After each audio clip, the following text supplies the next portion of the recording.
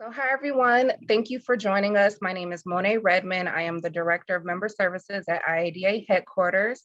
With me today, I have the pleasure of speaking with Karen Muraoka. She is the independent design consultant, principal, and interior designer of her firm, Karen Muraoka Interior Design LLC. She is one of our fellows, and we're happy to have her here today. Karen's impressive career and continuous service to IADA contributed to her selection to become an IADA Fellow. She established and became co-director of the IADA Hawaii Pacific City Center. She is a founding member of AAHID. She has won several design awards and served on several boards. Karen is an influential leader, mentor, teacher, and designer. My favorite quote from her candidate statement was, "The best leader does not stand alone at the top, but in a collaborative circle of those who seek the same objectives." Spoken like a true leader. So Karen, I would like to thank you for being here today. I'll go into the interview with my first question. Tell us about where you're from and a little bit about your personal story. Thank you very much for having me today. I'm really excited about this opportunity. First of all, I was born in Chicago, Illinois, and raised in Southern California in Los Angeles and Gardena. And my education was basically in Northern California, graduated from the University of California at Berkeley in design from the College of Environmental Design. My family consisted of my husband, healthcare architect, and 3 children. 2 boys were born in Berkeley, and my daughter was born in Honolulu. In 1980, we moved to the islands, to Hawaii, where my husband received an opportunity to become a partner at a very large, prestigious local firm in the islands. So we packed up everything and our 2 boys at that time, and we moved to Hawaii, where a lot of family live. So it was an easy move for all of us. There was a lot of joy. And 2 years later, I became part of Architects Hawaii, the same firm, as an apprentice. And I started out ground level, apprentice, junior interior designer, intermediate, senior designer, associate partner, and senior associate partner. And I stayed there for just under 30 years. Everything was good for me. It's a very diversified firm, so I had an opportunity to work with hospitality designs, retail, government, education, institutional healthcare, and that kept me there. I just appreciated that. So I was there for quite a while until 2011 when I left. And then I started my own firm in 2012. One of my first clients was a client that I had at Architects Hawaii for a number of years from Japan. So I actually, personal story, I moved to Japan for 1 year in 2012. And at that point, unfortunately, I was divorced, but we've become super good friends since that time and stayed together in many ways. So I moved to Japan, and it was a big step in a direction that was jumping off the cliff. But I have come back since to the islands, and I work with a major healthcare medical group, and I have 5 granddaughters now. Oh, that's an amazing story. Thank you so much for sharing that, Karen. You talked a little bit about your background in design, but I want to hone in on that defining moment where you knew design was for you. So tell us about how you were introduced to design and how you knew for sure that that was the career for you. Well, the interesting thing for me is I really always loved art, architecture and design as a young child and throughout schooling and all of that. But I never put it together as an actual career. But when I started at Architects Hawaii a long time ago, I was given an opportunity because the director of design, when I asked him how many more degrees or specialties do I need to acquire, and he said, you just need on-the-job training. You just need to get in there and work and make it your own. So for me, the specialty that actually developed was through my husband at that time, who was head of the healthcare design studio. He needed interiors help. Our firm had about 100 people, which was large for Hawaii. Most of them were architects and staff members, and there were probably 4 or 5 interior designers only for the whole firm. So we were always busy. Well, he started a brand new project that was healthcare oriented. It was a new wing at a major trauma hospital. And he said, we're going to facilitate the design concepts for brand new patient rooms, diagnostic treatment areas, pharmacies, all the nursing services, stations, everything. And we just realized that this became something new for me. I had not worked on healthcare before. And I soon realized that even though all the basic elements all projects have in common, whether it's a timeline, budget, or client needs or direction, healthcare became my focus because I realized I could make a difference to a patient's lives. The client said, you have to focus on the patient's family, staff, and efficiency, infection control, cleanliness, maintenance, all of the different things that I might not think of first on in a general project, I had to focus on and say, this person could live or die, or the longevity of their illness, it could continue or I could help it. So I became hooked on it from that time on. That is beautiful and inspiring. Thank you, Karen, for answering that. How have you intentionally impacted the world of design, either through mentorship, design thinking, or community building? I'd like to talk about design thinking.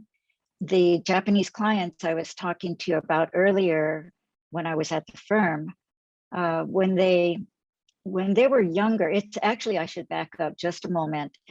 The clients that I'm speaking of, there are 4 young brothers at that time in their 30s and 40s, all physicians. Most of the privately owned medical institutions in Japan are physician owned. And so this was a family of physicians that went back 350 years in their lifetime. And every generation had physicians. They were affluent, they were well-traveled, they were educated in Europe and throughout the best universities in the United States. They saw things. They saw things on their travels that made them realize the facilities in Japan were lacking. The facilities that I saw and that they had were boxes, basically, plain boxes, buildings.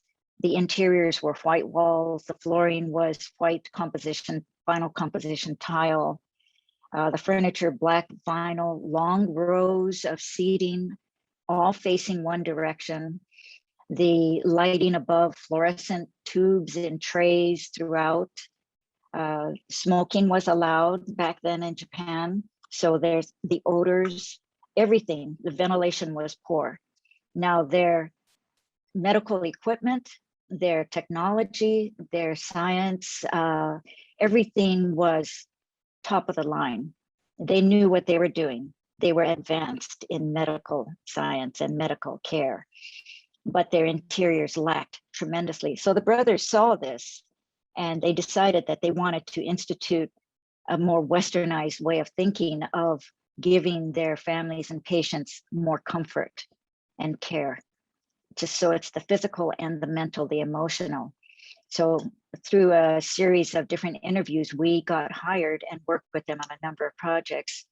We were probably one of the very first that facilitated a new trend in design for Japan throughout. And they had many medical facilities that we were able to touch upon and introduce new materials and concepts. So I'm very pleased to have been a part of that. That is super amazing. Thank you for sharing that, Karen. It's great to think that you are a part of a huge shift in the way Japan looked at healthcare facilities. So thank you for sharing that. That's very Mm. inspiring. So moving to your experiences with IIDA, can you share your history with IIDA? What have your roles and experiences been with IIDA? Well, in 2001, I joined IIDA as a professional member. And that was not the start of my connection with IIDA.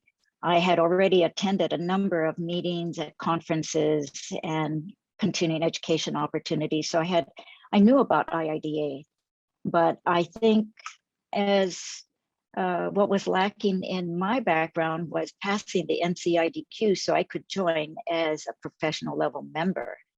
And once I had done that, within 4 years, I was approached to start the city center. So I thought about it quite a bit, and I wasn't sure that we would even be able to be a part of something so big.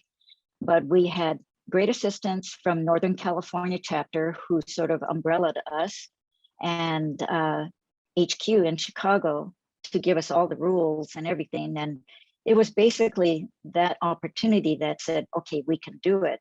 So from 2005 to 2016 or 15, we were a city center. It took us kind of a long time, but then we became a full chapter in 2016. And so when I started out, I was the individual who started the city center, and I was on the board of directors until 2011. I took a little break, and then a year later, I joined as an advisor to the board, or to the city center board, and then I became a rejoined member of the board of directors when they were a chapter, as VP of advocacy for 2 years, and then in 2017 to 2019, I was also chairman for our very first Design Excellence Awards event. And in 2019, I switched my roles on the board to co-VP of sponsorship. And that's kind of led me all the way through. So I've stayed connected from the beginning of time. And we appreciate all of your years of service with IADA. Karen, how has IADA provided you with a community, and how has membership lifted or supported you in your career? I think that one of the most important things IIDA has given me and our design community here in Hawaii is inclusion. It's a really important fact because Hawaii is really unique. We are separated from the mainland US by a large ocean. Time zone from the East Coast is 6 hours ahead of us. Midwest, 4 to 5 hours. West Coast, 3 hours. So just by that separation and our size and the distance, we weren't sure we would be successful. But what IIDA actually gave us, Northern California and HQ gave us, was the ability to have all the tools we needed. Everything to feel like, okay, you are starting up from zero, but here's how you do it. Here's how you handle events. Here's how you handle membership. Here's how you have legal questions, membership questions, whatever you need, we have done it, and we're recreating, we're updating it all the time. So basically, you go through it and you'll have questions and you'll have concerns and maybe misstarts, but we are here to set you on the right path. So what IIDA has given to us and to the designers in our group is a feeling that we belong to something solid, big, professional. We can lean on the other chapters, we can learn from them, and then we also now can give back. So we feel that we have something to offer as well. I love that. And I was so impressed to read how you made sure that the Hawaii Pacific City Center was established, and you spearheaded that effort. So, anytime I bring up your name, you're very well known for that. So we appreciate everything you've done for the chapter. Karen, how have leaders you've worked with shaped who you are as a leader? What do you see as important in the role beyond leading projects and design? I think the most important thing that I've learned from leaders is we're really no different than those that are just coming into the field if we keep that level of curiosity and always feeling like we have something to offer, but we also have something to learn. Staying open-minded, staying respectful of each other's thoughts, feeling that I may not agree with you. I have a different way of thinking about things, but I'm willing to listen, and I'm willing to learn, and I'm willing to share what I know. And let's talk about it. Let's put this on an even and level playing field where I want to hear you.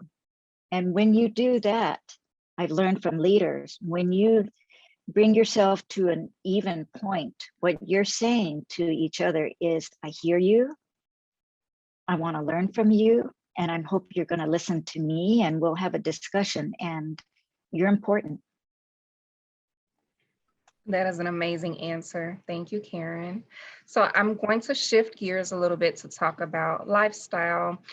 What do you enjoy outside of work that provides meaning and connection for you? That's easy. Family is my #1 resource. My 3 kids, their spouses, and the granddaughters, and extended family, it's just, that brings me great joy always when I look back, because they're your main support system. Sometimes your days are overfilled and you're kind of low, and you just, all you need to do is listen to that little voice come through the phone or in person that makes you smile. Everything goes away. So family is super important. And on the balance of that, friends, they're your choice to have people in your life. And when you do that, then you open up an opportunity to talk story, as we say in Hawaii, where you share things going on and laugh. When you laugh, that's a release, and much a relief also. The other thing is, I enjoy fitness. For maybe 35 years, ever since my daughter was born, I've decided, okay, I'm getting older. I need to stay fit if I want to hang around until her life develops and my other kids. And so that has given me a chance to stay physically fit and mentally clear. And I appreciate that. So, you know, people ask, oh, you're getting older. And I say, yes, I am. But that's chronologically, it's a number of years that is countable, but I don't feel any different. I feel really good. The other thing that is important in my life is travel. I've always loved traveling. And just a short side story, when I was young, my father, he was an auto mechanic. He had his own shop here and there, but he had a love of flying small airplanes. I don't know how he got into it, but we couldn't afford anything like that. So he rebuilt junk airplanes 5 different times. And from the engines, from the cabin inside, to the repainting of the frame of the airplane. And then he flew them, 4-seaters. So we would go often from Southern California to maybe Central California for a place that he found at a small airport diner, like the best soup or the best homemade pie. And then other times we would actually take a long trip over several days and stop in different states and go all the way to the East Coast. And that was amazing. I never thought of it as special, but it set me on the love of travel. So what I have done is continue to travel and enjoy it. So I've gone to many continents, and I'm a little bit daring. I've done paragliding, zip lining, climbed to the top of the Sydney Harbor Bridge, gone hiking in the snow. Just, I love these challenges. And the year before I went to Japan, the summer before, my son also was traveling to Arizona. He was going to move because he met the love of his life. So the two of us decided to go skydiving, a literal leap of faith from 14,000 feet up in the sky. And I have to say that's the most amazing, memorable thing probably I've done. Oh my God. I don't even know where to start. Your dad put airplanes together and you guys flew when you were children, and to go skydiving, that's one of my biggest one of my biggest on my list of things to do. I'm so scared of it, but I can't believe you did it. That's amazing. Oh my God. Okay. So Karen, what are you most excited about this year in terms of personal projects, passions, or endeavors? I'm most excited about a few things. Travel, because last year I wasn't able to see my grandkids in person. So I've just started traveling again, and that's become a real love for me, just to see them in person and to go places. Now some of the COVID numbers are up again and we have to halt a little bit, but I'm looking forward to doing that again. Another thing is on a totally different scale. I have always loved taking classes, art classes. So I'm going to sign up for a watercolor painting class. Totally different. It's just kind of freedom and personal love to do something new. And then the last thing is basically to understand a little more about the wellness, well-building standards platform. Through all of the CEUs that I've taken on Zoom, I've actually attended a few and on well building. And I love the concept. I love the idea of what it can incorporate into your projects. So it's kind of like three different areas that I want to sort of focus on this next time. I love it. I love it.